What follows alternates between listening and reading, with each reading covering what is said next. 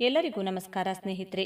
ಸಾಲ ಇದು ಇವತ್ತಿನ ದಿನಗಳಲ್ಲಿ ಯಾರಿಗಿರಲ್ಲ ಹೇಳಿ. ಮನೆ ಕಟ್ಟೋಕು ಸಾಲ, ಮಕ್ಕಳನ್ನ ಓದಿಸೋಕು ಸಾಲ, ಕಾರು ಗಾಡಿ ತೆಗೆದುಕೊಳ್ಳೋಕೆ ಸಾಲ, ವೈಯಕ್ತಿಕ ಸಾಲ, ಹೀಗೆ ಎಲ್ಲರೂ ಒಂದಲ್ಲ ಒಂದಕ್ಕೆ ಸಾಲ ಮಾಡಿಯೇ ಇರ್ತಾರೆ. ನೋಡಿ, ಈ ಸಾಲ ಇದೆಯಲ್ಲ, ಇದು ಹಾಗೆ ತೆಗೆದುಕೊಳ್ಳುವಾಗ ಅಂಥದ್ದೇನೂ ಅನಿಸಲ್ಲ. ಬಿಡ್ರಿ, ತೀರಿಸಿದ್ರೆ ಆಯ್ತು ಅಂದ್ಕೊಳ್ತಾರೆ. ಇನ್ನು ಮುಂದುವರೆದು ಯಾರಿಗ್ರಿ ಸಾಲ ಇಲ್ಲ? ನಮ್ಮ ದೇಶವೇ ಸಾಲ ಮಾಡಿದೆ, ಸಾಕ್ಷಾತ್ ಬಾಲಾಜಿಯೇ ಸಾಲ ಮಾಡಿದ್ದಾನೆ ಅಂದ್ಕೊಂಡು ಸಾಲ ಮಾಡ್ತಾರೆ. ಆದ್ರೆ ಅದನ್ನ ತೀರ್ಸೋಕೆ ಆಗದ ಪರಿಸ್ಥಿತಿ ಬಂದಾಗಲೇ ಗೊತ್ತಿದೆಯಲ್ಲ, ಸರ್ವಜ್ಞನ ವಚನ ಅದು ನೆನಪಿಗೆ ಬರೋದು. ಹಾಗಂತ ಸಾಲ ಮಾಡೋದು ಖಂಡಿತ ತಪ್ಪಲ್ಲ. ಅವರವರ ಇತಿಮಿತಿ ಅರ್ಥ ಮಾಡಿಕೊಂಡು ಸಾಲ ಮಾಡಬೇಕು ಅಷ್ಟೇ. ಆದ್ರೂ ಏನೇ ಮಾಡಿದ್ರು ಕೆಲವರಿಗೆ ಸಾಲ ತೀರಿಸೋಕೆ ಆಗ್ತಾನೆ ಇರೋದಿಲ್ಲ.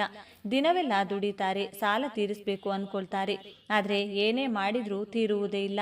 ಇದರಿಂದ ಕೆಲವರು ಆತ್ಮಹತ್ಯೆ ಅಂತ ಕೆಟ್ಟ ಆಲೋಚನೆಯನ್ನ ಮಾಡಿಬಿಡ್ತಾರೆ. ಅಂಥವರು ಏನ್ ಮಾಡೋದು ಅನ್ನೋದು ಗೊತ್ತಾಗದೆ ಕಂಗಾಲಾಗಿ ಹೋಗ್ತಾರೆ. ನೀವು ಇಂಥ ಸಮಸ್ಯೆಯಿಂದ ಬಳಲ್ತಾ ಇದ್ದೀರಾ? ಹಾಗಿದ್ರೆ ನಾವಿವತ್ತು ಒಂದು ಟಿಪ್ಸ್ ಹೇಳಿಕೊಡ್ತೀವಿ. ಅದನ್ನ ಮಾಡಿದ್ರೆ ನೀವು ಎಷ್ಟೇ ಸಾಲ ಮಾಡಿದ್ರೂ ಕೆಲವೇ ದಿನದಲ್ಲಿ ತೀರಿ ಹೋಗುತ್ತೆ. ಆದ್ರೆ ಅದನ್ನ ಹೇಳೋಕ್ಕೂ ಮೊದಲು ನೀವಿನ್ನು ನಮ್ಮ ಚಾನಲ್ಗೆ ಸಬ್ಸ್ಕ್ರೈಬ್ ಆಗಿಲ್ಲ ಅಂದ್ರೆ ಈ ಕೂಡಲೇ ಸಬ್ಸ್ಕ್ರೈಬ್ ಆಗಿ, ಹಾಗೆ ವಿಡಿಯೋಗೆ ಲೈಕ್ ಮಾಡಿ, ಶೇರ್ ಮಾಡೋದನ್ನ ಮರಿಬೇಡಿ. ಖಂಡಿತ ನಿಮ್ಮ ಅಭಿಪ್ರಾಯವನ್ನ ತಿಳಿಸಿ. ಸರಿ, ಬನ್ನಿ ವಿಷಯಕ್ಕೆ ಬರೋಣ. ನೋಡಿ, ಲವಂಗ ನಿಮ್ಮ ಅಡುಗೆ ಮನೆಯಲ್ಲಿ ಇದ್ದೇ ಇರುತ್ತದೆ. ಅರೆ, ಇದೇನಪ್ಪ, ಒಂದು ಸಣ್ಣ ಲವಂಗ ಸಾಲ ತೀರಿಸುತ್ತಾ ಅಂತ ನೀವು ಅಂದ್ಕೊಳ್ಬಹುದು. ಆದ್ರೆ ಖಂಡಿತ ಹೌದು. ಅದು ಹೇಗೆ ಅನ್ನೋದನ್ನ ಹೇಳ್ತೀವಿ. ಸಾಲ ಬಾಧೆಯನ್ನ ಅನುಭವಿಸುವವರಿಗೆ ಜ್ಯೋತಿಷ್ಯದಲ್ಲಿ ಪರಿಹಾರಗಳಿವೆ. ಸಾಲ ಸಮಸ್ಯೆಯನ್ನ ಅನುಭವಿಸುವವರು ಈ ಪರಿಹಾರಗಳನ್ನ ಅನುಸರಿಸಬಹುದು.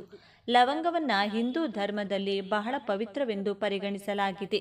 ಜ್ಯೋತಿಷ್ಯ ಪರಿಹಾರ ಕ್ರಮಗಳಲ್ಲಿ ಇದು ಬಹಳ ಪರಿಣಾಮಕಾರಿ ಎಂದು ಗುರುತಿಸಲ್ಪಟ್ಟಿದೆ. ಮನೆಯಲ್ಲಿ ಅಡುಗೆಯ ರುಚಿಗೂ ಬಳಸಲಾಗುವ ಲವಂಗವನ್ನ ಕೆಲವೊಂದು ಸಮಸ್ಯೆಗಳ ಪರಿಹಾರಕ್ಕಾಗಿಯೂ ಬಳಸಲಾಗುವುದು.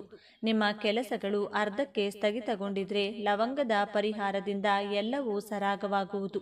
ಜ್ಯೋತಿಷ್ಯದಲ್ಲಿ ಇದನ್ನ ಶಕ್ತಿವಾಹಕವೆಂದು ಕರೆಯಲಾಗುತ್ತದೆ. ನಿಮ್ಮ ಅದೃಷ್ಟವನ್ನ ಬದಲಾಯಿಸಲು ಮತ್ತು ನಿಮ್ಮ ಕನಸುಗಳನ್ನ ಈಡೇರಿಸಲು ನೀವು ಲವಂಗದಿಂದ ಪರಿಹಾರಗಳನ್ನ ಮಾಡಬಹುದು. ಹೀಗೆ ಲವಂಗದ ಚಮತ್ಕಾರದ ಕುರಿತು ವಿವರವಾದ ಮಾಹಿತಿ ಇಲ್ಲಿದೆ. ರಾಹುಕೇತುವಿನ ದೋಷದ ನಿವಾರಣೆಗೆ ನೀವು ರಾಹುಕೇತುವಿನಿಂದ ತೊಂದರೆಗೀಡಾಗಿದ್ರೆ ಮತ್ತು ನಿಮ್ಮ ಕುಂಡಲಿಯಲ್ಲಿ ಅವುಗಳ ಸ್ಥಾನವು ಅನುಕೂಲವಾಗಿಲ್ಲದಿದ್ದರೆ ತಾಂತ್ರಿಕ ಗ್ರಂಥಗಳಲ್ಲಿ ಉಲ್ಲೇಖ ಮಾಡಿರುವಂತೆ ಶನಿವಾರ ಲವಂಗದ ದಾನವನ್ನ ಮಾಡಿದ್ರೆ ಒಳ್ಳೆಯದು. ಯಾರು ಲವಂಗವನ್ನ ಸ್ವೀಕರಿಸದಿದ್ದಲ್ಲಿ ಶಿವಲಿಂಗಕ್ಕೂ ಅರ್ಪಿಸಬಹುದು. 40 ದಿನಗಳವರೆಗೆ ನಿರಂತರವಾಗಿ ಈ ಕ್ರಮವನ್ನ ಮಾಡಿದ್ರೆ ಮನೆಯಲ್ಲಿ ಸಮೃದ್ಧಿ ನೆಲೆಸುತ್ತದೆ. ಜೊತೆಗೆ ರಾಹುವಿನ ಕೆಟ್ಟ ಪರಿಣಾಮಗಳು ಕೊನೆಗೊಳ್ಳುತ್ತವೆ. ಬರಬೇಕಾಗಿದ್ದ ಹಣ ಸಿಗದೇ ಇದ್ದಲ್ಲಿ, ನಿಮಗೆ ಬರಬೇಕಾಗಿದ್ದ ಹಣ ನಿಮ್ಮ ಕೈ ಸೇರದೇ ಇದ್ದಲ್ಲಿ, ಅಥವಾ ಯಾರಾದರೂ ನಿಮಗೆ ಹಣ ನೀಡಬೇಕಾಗಿದ್ದವರು ಕೊಡಲು ಹಿಂದೇಟು ಹಾಕುತ್ತಿದ್ರೆ, ಅಮಾವಾಸ್ಯೆ ಅಥವಾ ಹುಣ್ಣಿಮೆಯಂದು ರಾತ್ರಿ ಕರ್ಪೂರದೊಂದಿಗೆ 11 ಅಥವಾ 21 ಲವಂಗ ಸುಟ್ಟು ಹಾಕಿ.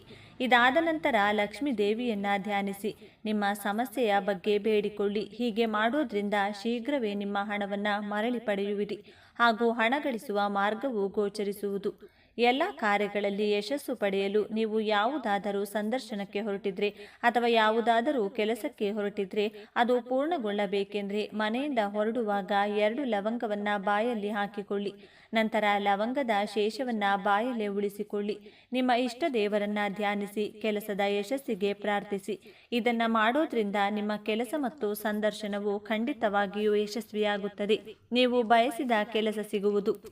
ಪರಿಶ್ರಮದ ಫಲ ಸಿಗಲು ಕಷ್ಟಪಟ್ಟು ದುಡಿದ ನಂತರವೂ ನೀವು ಸರಿಯಾಗಿ ಅದರ ಪ್ರತಿಫಲವನ್ನ ಪಡೆಯದಿದ್ರೆ ಮಂಗಳವಾರದಂದು ಆಂಜನೇಯನ ವಿಗ್ರಹದ ಮುಂದೆ ಮಲ್ಲಿಗೆಯ ಎಣ್ಣೆಯೊಂದಿಗೆ 2 ಲವಂಗ ಹಾಕಿ ದೀಪವನ್ನ ಹಚ್ಚಿ ಹನುಮಾನ್ ಚಾಲಿಸ ಪಠಿಸಿದ ನಂತರ ಆರತಿ ಮಾಡಿ ನಿಮ್ಮ ಸಮಸ್ಯೆಯನ್ನ ಆಂಜನೇಯನ ಮುಂದೆ ಕೋರಿಕೊಂಡು ಪ್ರಾರ್ಥಿಸಿ. ಇದನ್ನ 21 ಮಂಗಳವಾರ ಸತತವಾಗಿ ಮಾಡಿದ್ರೆ ನಿಮ್ಮ ಕಠಿಣ ಪರಿಶ್ರಮದ ಫಲ ಸಿಗುವುದು. ನಿಮ್ಮ ಎಲ್ಲ ಕಾರ್ಯಗಳು ಫಲಿಸುವುದು.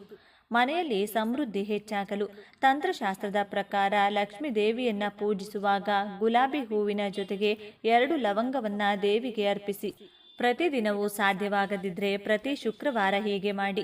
ಇದಲ್ಲದೆ 5 ಲವಂಗದ ಮೊಗ್ಗುಗಳನ್ನು 5 ಕವಡೆಯೊಂದಿಗೆ ಕೆಂಪು ಬಟ್ಟೆಯಲ್ಲಿ ಸುತ್ತಿ ಅವುಗಳನ್ನು ತಿಜೋರಿ ಅಥವಾ ಹಣದ ಬೀರುವಿನಲ್ಲಿ ಇರಿಸಬೇಕು.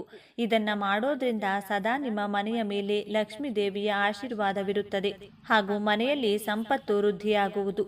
ಕೆಲಸಗಳಿಗೆ ಅಡ್ಡಿ ಎದುರಾದರೆ ನೀವು ಮಾಡಿರುವ ಕೆಲಸಗಳು ಹಾಳಾಗಿದ್ರೆ ಅಥವಾ ಶುಭ ಕೆಲಸಕ್ಕೆ ಅಡ್ಡಿಯುಂಟಾದರೆ 3 ಅಥವಾ 4 ಲವಂಗಗಳನ್ನು ಎಣ್ಣೆಯಲ್ಲಿ ಹಾಕಿ ದೀಪವನ್ನು ಬೆಳಗಿ ನಂತರ ಅದನ್ನು ಮನೆಯ ಕತ್ತಲೆಯ ಮೂಲೆಯಲ್ಲಿರಿಸಿ. ಹೀಗೆ ಮಾಡೋದ್ರಿಂದ ಮನೆಯಲ್ಲಿರುವ ಋಣಾತ್ಮಕ ಶಕ್ತಿಯು ಹೊರಗೆ ಹೋಗುವುದು ಹಾಗೂ ಮನೆಯ ಎಲ್ಲ ಸದಸ್ಯರ ಆರೋಗ್ಯವು ಉತ್ತಮವಾಗುವುದು ಹಾಗೂ ನಿಮ್ಮ ಕೆಲಸಗಳು ವಿಘ್ನವಿಲ್ಲದೆ ನಡೆಯುವವು. ಜ್ಯೋತಿಷಿಗಳ ಪ್ರಕಾರ ಮನೆಯ ಸದಸ್ಯರು ಆಗಾಗ ಅನಾರೋಗ್ಯಕ್ಕೆ ಒಳಗಾಗುತ್ತಿದ್ರೆ ಅದಕ್ಕೆ ಲವಂಗ ಬಹುದೊಡ್ಡ ಪರಿಹಾರವನ್ನು ನೀಡುತ್ತದೆ. ಆರೋಗ್ಯ ಸಮಸ್ಯೆಯಿಂದ ದೂರವಾಗಲು 11 ಲವಂಗಗಳನ್ನು ದೇಸಿ ತುಪ್ಪದಲ್ಲಿ ರಾತ್ರಿ ಇಡೀ ನೆನೆಸಿಡಿ. ಬೆಳಿಗ್ಗೆ ಅದನ್ನು ಒಂದು ಬಟ್ಟಲಿನಲ್ಲಿ ಹಾಕಿ ಬೆಂಕಿಯನ್ನು ಹಚ್ಚಿ ಬೆಂಕಿ ಉರಿಯುವಾಗ ಲಕ್ಷ್ಮೀದೇವಿಯ ಮಂತ್ರವನ್ನು ಪಠಣ ಮಾಡಬೇಕು. ಈ ಬೆಂಕಿ ಉರಿಯುವಾಗ ನಿಮ್ಮ ಎಲ್ಲ ಸಮಸ್ಯೆಗಳು ಬೆಂಕಿಯಲ್ಲಿ ಸುಟ್ಟು ಹೋಗುತ್ತವೆ. ಈ ಪರಿಹಾರವನ್ನು ಮಾಡುವಾಗ ಮನಸ್ಸಿನಲ್ಲಿ 100% ನಂಬಿಕೆ ಇರಲಿ. ಮನಸಾರೆ ಕೆಲಸಗಳನ್ನು ಮಾಡೋದ್ರಿಂದ ಅದು ಸಾಕಾರಗೊಳ್ಳುವುದು. ಜೊತೆಗೆ ಈ ಬೆಂಕಿ ಉರಿಯುವಾಗ ನೀವು ಹಣವಂತರು, ಎಲ್ಲೋ ಸಿಲುಕಿಕೊಂಡ ಹಣ ನಿಮ್ಮ ಕಡೆಗೆ ಬರುತ್ತಿದೆ ಎಂದು ಅಂದುಕೊಳ್ಳಿ. ಜೊತೆಗೆ ಆರೋಗ್ಯ ಉತ್ತಮವಾಗಿದೆ ಅಂತ ಅಂದುಕೊಂಡು ಶ್ರದ್ಧೆಯಿಂದ ಬೇಡಿಕೊಳ್ಳಿ. ಆಗ ನಿಮ್ಮ ಸಕಾರಾತ್ಮಕ ಆಲೋಚನೆಗಳು ಹಾಗೂ ಲವಂಗಕ್ಕೆ ಹಚ್ಚಿದ ಬೆಂಕಿಯ ಶಕ್ತಿಯಿಂದಾಗಿ ಎಲ್ಲ ಸಮಸ್ಯೆಗಳು ದೂರವಾಗುತ್ತೆ. ಇನ್ನು ಮತ್ತೊಂದು ವಿಚಾರ ಏನು ಅಂತಂದರೆ, ಏನೇ ಕೆಲಸ ಮಾಡಿದ್ರೂ ಲಾಭವಿಲ್ಲ, ಆದಾಯವಿಲ್ಲ ಅಂತಾದರೆ ನಿಮ್ಮ ಅದೃಷ್ಟ ಕ್ಷೀಣಿಸಿದೆ ಅಂತಲೇ ಅರ್ಥ. ಅದೃಷ್ಟವನ್ನು ಹೆಚ್ಚಿಸಿಕೊಳ್ಳಲು ಜ್ಯೋತಿಷ್ಯದಲ್ಲಿ ಹಲವಾರು ಮಾರ್ಗಗಳಿವೆ. ಅವುಗಳನ್ನು ಅನುಸರಿಸುವ ಮೂಲಕ ಸಕಾರಾತ್ಮಕ ಶಕ್ತಿಯನ್ನು ಹೆಚ್ಚಿಸಿಕೊಳ್ಳಬಹುದು. ಜೊತೆಗೆ ಆರ್ಥಿಕ ಸಮಸ್ಯೆಗಳೆಲ್ಲವೂ ದೂರವಾಗಿ ಅದೃಷ್ಟದ ಮಾರ್ಗ ತೆರೆಯಲಿವೆ. ನೀವು ಇಂತಹ ಸಮಸ್ಯೆಯಿಂದ ಬಳಲ್ತಾ ಇದ್ರೆ ಒಂದು ಬೀಗವನ್ನು ಅಂಗಡಿಯಲ್ಲಿ ಹೊಸದಾಗಿ ಖರೀದಿ ಮಾಡಿ ತನ್ನಿ. ಅದನ್ನು ಮನೆಗೆ ತಂದು ದಿಂಬಿನ ಕೆಳಗಡೆ ಇಡಿ. ಯಾವುದೇ ಕಾರಣಕ್ಕೂ ಬೀಗವನ್ನು ಪರೀಕ್ಷೆ ಮಾಡಲು ಓಪನ್ ಮಾಡಲು ಹೋಗಬೇಡಿ. ನೀವು ಬೀಗ ಖರೀದಿ ಮಾಡುವಾಗ ಬೀಗ ಓಪನ್ ಆಗಿರಬಾರದು. ಖರೀದಿ ಮಾಡಿದ ನಂತರವೂ ಅದನ್ನು ಓಪನ್ ಮಾಡಬಾರದು. ಅದನ್ನು ನೀವು ಮಲಗುವ ದಿಂಬಿನ ಕೆಳಗೆ ಇಟ್ಟು ಮಲಗಿ ನಿದ್ರೆಗೆ ಜಾರುವ ಮುನ್ನ ಏನೆಲ್ಲ ಆಗಬೇಕು ಅಂದುಕೊಂಡಿರುವಿರೋ ಅದನ್ನೆಲ್ಲ ಮನಸ್ಸಿನಲ್ಲಿ ಅಂದುಕೊಳ್ಳಿ. ನಿಮ್ಮ ಸಮಸ್ಯೆಗೆ ಪರಿಹಾರ ಸಿಗಲೆಂದು ಪ್ರಾರ್ಥನೆ ಮಾಡಿದ ನಂತರ ಮಲಗಿ. ಬಯಕೆಗಳು ಎಲ್ಲವೂ ಬೀಗದಲ್ಲಿ ಶೇಖರಣೆಯಾಗಿರುತ್ತವೆ. ಮರುದಿನ ಅಂದರೆ ಬೀಗವನ್ನು ಯಾವುದಾದರೊಂದು ಮರದ ಕೆಳಗೆ ಇಟ್ಟು ಬಿಡಿ.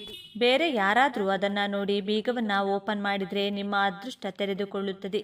ಯಾವಾಗ ಬೀಗ ಓಪನ್ ಮಾಡಲಾಗುತ್ತದೆಯೋ ನಿಮ್ಮ ಬೇಡಿಕೆಗಳೆಲ್ಲವೂ ಒಂದೊಂದಾಗಿ ಈಡೇರುತ್ತಾ ಬರುತ್ತವೆ. ಬೇರೆಯವರು ಇದನ್ನು ತೆರೆದಾಗ ನಿಮ್ಮ ಅದೃಷ್ಟದ ಬೀಗ ತೆರೆದುಕೊಳ್ಳುತ್ತದೆ. ಎಲ್ಲವೂ ನೀವಂದುಕೊಂಡಂತೆ ಆಗುತ್ತೆ.